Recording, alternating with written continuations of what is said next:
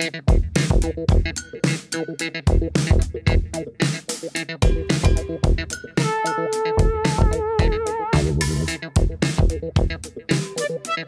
настоящее время мы находимся на участке, расположенном на пересечении улиц Мурманская, Абаканская. Его площадь составляет более 2 гектаров.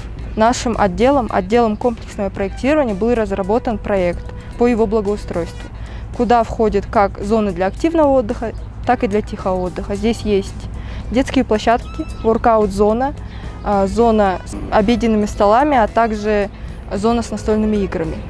По всему периметру участка проходит беговая дорожка.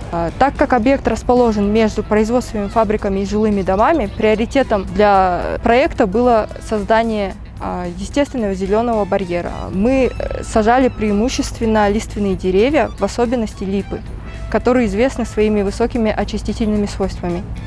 К тому же, так как объект находится в удаленной части города, здесь плохо развита ирригационная система. Поэтому в проекте было предложено использование капельного орошения. Капельное орошение позволит минимизировать расходы воды, а также эффективно обезопасить и обеспечить эффективное использование воды, увлажнение растений. В настоящее время, как вы видите, уже ведутся строительные работы. Планируется их завершение к 31 августа.